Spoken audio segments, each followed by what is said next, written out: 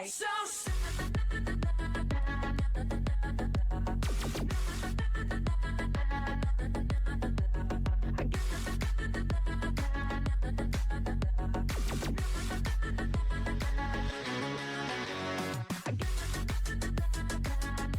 chicos y chicas, bienvenidos a un nuevo video. Hoy vamos a ver Iron Man 2 y qué hubiera sido.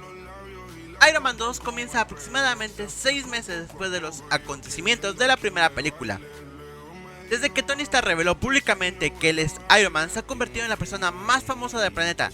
Ya no es solo un empresario multimillonario, ahora es visto como un héroe mundial. Su armadura ha cambiado el equilibrio de poder en el mundo, y muchos gobiernos consideran que la tecnología de Stark representa tanto una protección como una amenaza. La película abre con la gran inauguración de Expo Stark, un enorme evento tecnológico inspirado en una feria que había sido creada años atrás por su padre, Howard Stark. Tony llega al evento de forma espectacular, descendiendo desde un avión mientras miles de personas lo reciben entre aplausos.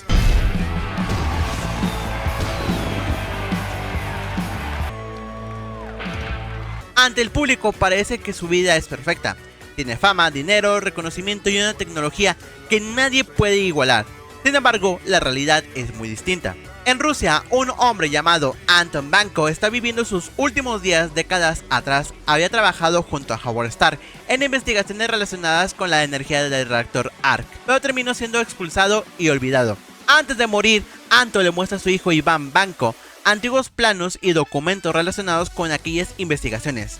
Iván crece convencido de que la familia Stark le robó el mérito y la gloria que merecía. Cuando su padre fallece, decide dedicar toda su vida a vengarse de Tony Stark. Utilizando sus enormes conocimientos científicos, Iván consigue en secreto un reactor ARC similar al de Tony. Después fabrica unos látigos electrónicos capaces de generar enormes cantidades de energía. Cada paso de su trabajo demuestra que posee una inteligencia comparable a la de Tony. Pero mientras Stark utiliza su talento para protegerse y crear tecnología, Iván lo emplea para alimentar su odio. Mientras tanto, el gobierno de Estados Unidos organiza una audiencia en el Senado. Los políticos consideran que nadie debería tener acceso exclusivo a una tecnología tan avanzada como la armadura de Iron Man. Durante la reunión intentan obligar a Tony a entregar sus diseños para que puedan ser utilizados por el ejército. Yo soy Iron Man. El traje y yo somos uno. Entregar el traje de Iron Man sería entregarme yo mismo, lo cual es similar a la esclavitud o prostitución dependiendo del estado. No soy un experto. ¿En prostitución? ¿Cómo crees? ¿Un senador? ¡Por favor! Tony rechaza la propuesta con su habitual arrogancia y asegura que el mundo está al menos 10 años detrás de él en materia tecnológica. También aprovecha para ridiculizar a Justin Hammer, dueño de una poderosa empresa armamentista que lleva años intentando copiar la tecnología Stark sin éxito. Mi punto es que tendrían que agradecerme, porque soy su gran escudo. Y funciona. Estamos a salvo. El país está seguro. Quieren mi propiedad. No la tendrán. Pero les hice un gran favor. Yo privaticé la paz mundial. Aunque Tony parece confiado delante de todos, en privado enfrenta problemas mucho más graves. El reactor ARC que lleva en el pecho mantiene alejados unos fragmentos de metralla que podría llegar a su corazón y matarlo. Sin embargo, el paladio utilizado como fuente de energía está contaminando lentamente su organismo. Los análisis médicos muestran niveles cada vez más altos de intoxicación y ninguna solución conocida parece capaz de salvarlo. Lo peor de todo es que Tony entiende perfectamente la ciencia detrás de su problema y sabe que probablemente no encontrará una cura a tiempo. Consciente de que podría morir pronto, comienza a tomar decisiones impulsivas. Nombra a Pepper Potts, directora ejecutiva de Stark Industries, para asegurarse de que la empresa quede en buenas manos. También contrata como asistente personal a una mujer llamada Natalia Rushman, cuya verdadera identidad permanece oculta. Tony intenta mantener una actitud despreocupada, pero en realidad está empezando a perder el control de su vida. Poco después ocurre uno de los momentos más famosos de la película. Tony participa en una carrera de autos en Mónaco. Todo parece una simple exhibición hasta que Iván Vanko aparece caminando entre medio de la pista. Utilizando sus látigos electrónicos, corta vehículos por la mitad y provoca el caos entre pilotos y espectadores. Hammer ve una oportunidad única para superar a Tony, mientras que Tony apenas tiene tiempo para reaccionar. Gracias a una armadura portátil que le entregan Pepper y Happy Hogan, consigue transformarse en Iron Man.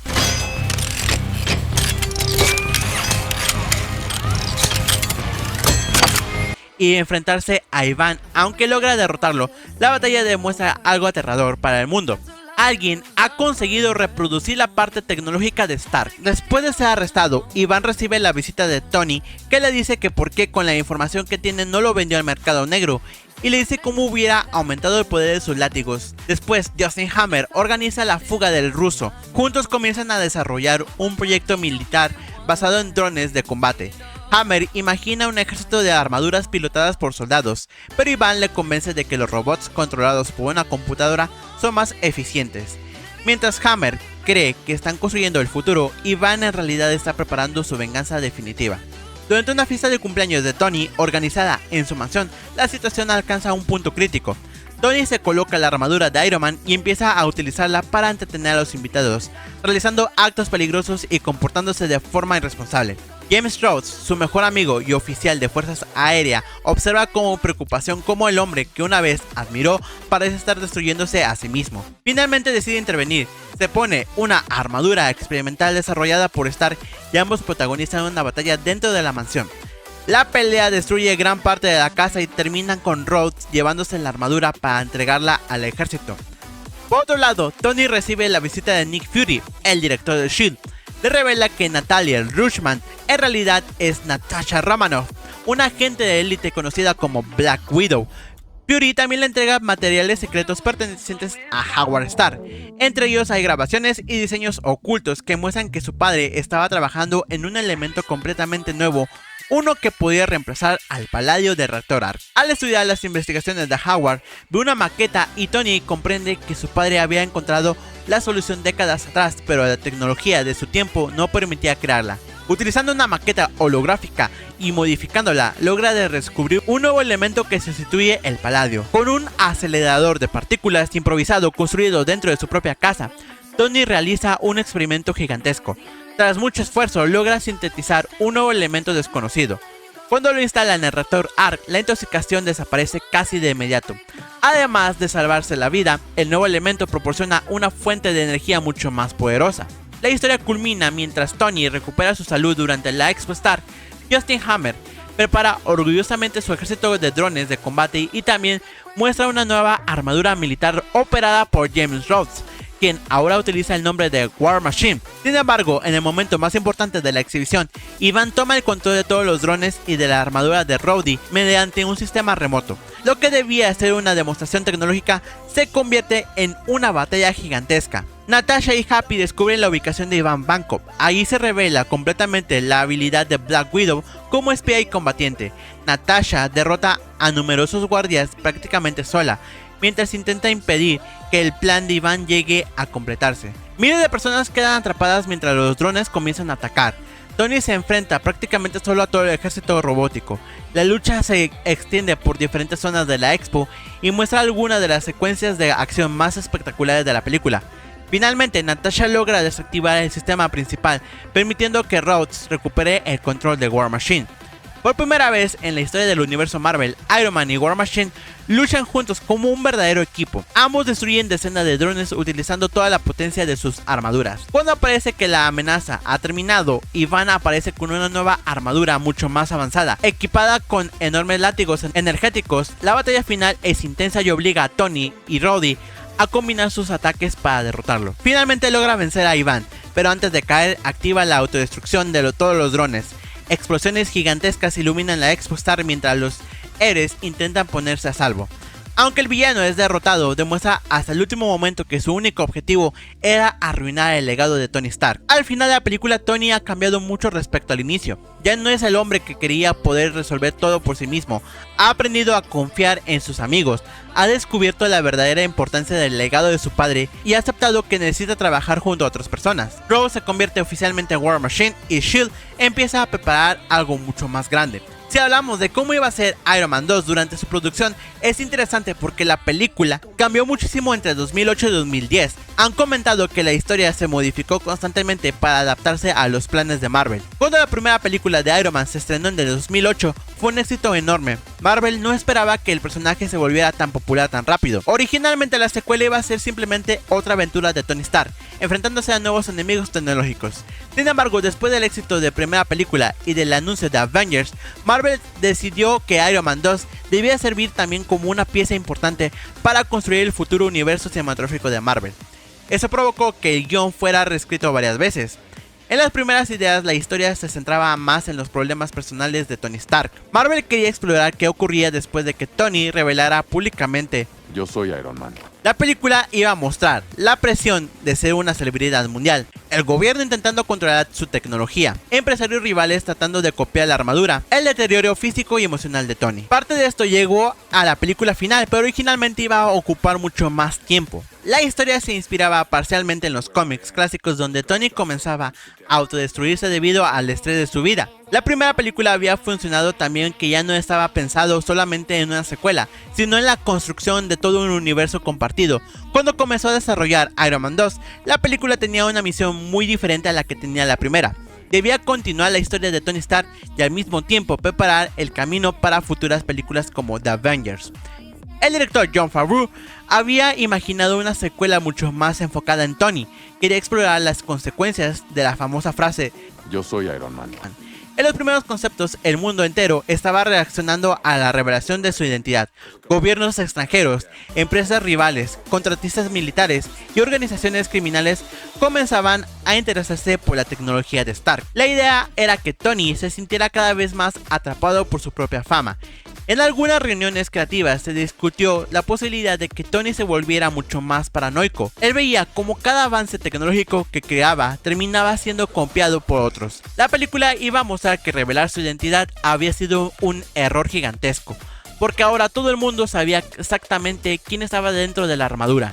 En la versión estrenada, Justin Hammer es presentado como un rival empresarial algo incompetente, pero en borradores tempranos era mucho más amenazante. Hammer iba a ser el verdadero cerebro detrás de varios proyectos militares secretos. Su objetivo era destruir la reputación de Tony Stark y demostrar que cualquier persona podría fabricar una armadura mejor que la de Iron Man. Incluso existieron ideas donde Hammer controlaba un ejército completo de villanos tecnológicos. Mientras tanto, el personaje de Justin Hammer tenía un papel mucho más importante en la historia. En lugar de ser únicamente un empresario torpe y desesperado por superar a Stark, algunas versiones tempranas lo retrataban como una amenaza seria. Hammer estaba destinado a convertirse en el símbolo de una industria armamentística que quería destruir el legado de Tony. La rivalidad entre ambos iba a parecer más una guerra empresarial que una batalla de superhéroes.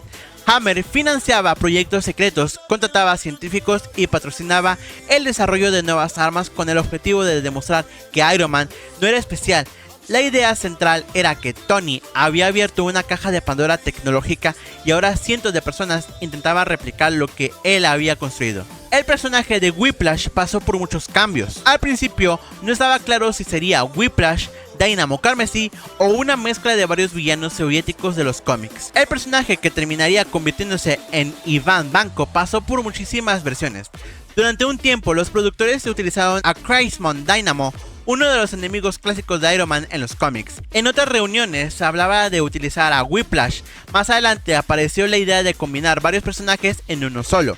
Por eso, cuando ves la película, algunos elementos parecen pertenecer a historias distintas.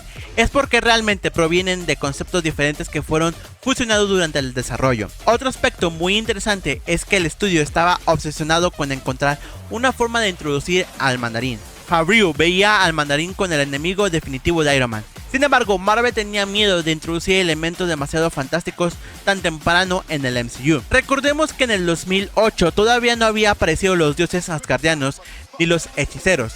El universo Marvel en el cine intentaba mantener relativamente realista. Un villano con anillos capaces de producir poderes extraordinarios parecía demasiado extraño para la dirección que llevaba la franquicia. Por eso la idea fue archivada. Sin embargo, quedaron pequeños rastros. La organización de los 10 anillos seguía existiendo en el fondo de la historia, como una semilla para futuros proyectos. Uno de los cambios más interesantes es que el villano conocido como Ghost estuvo siendo considerado.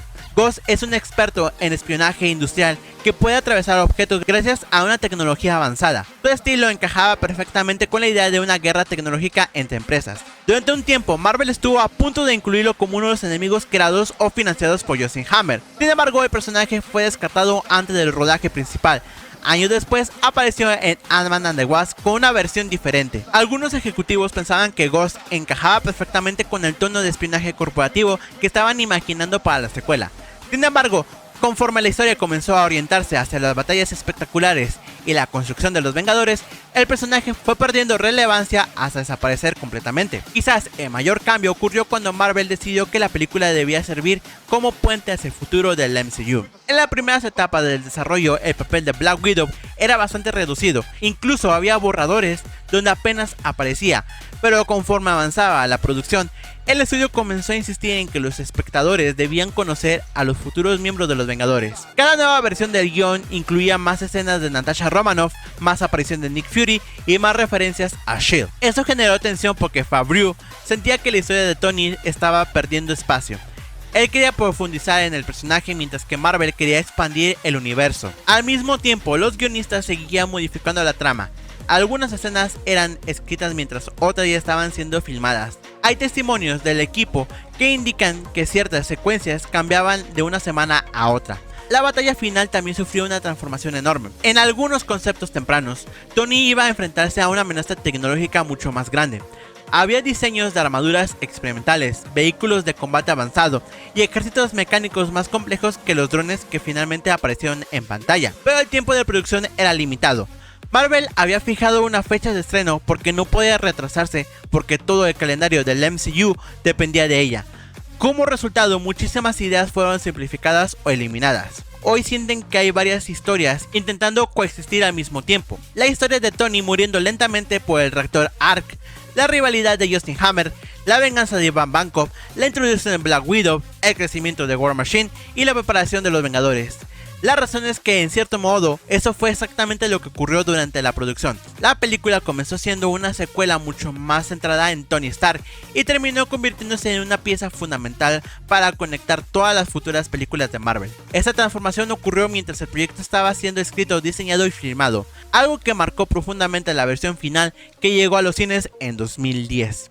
Hasta aquí el video, espero que os haya convencido, como que se nos para más. Hasta la siguiente, chicos, chicas, bye bye.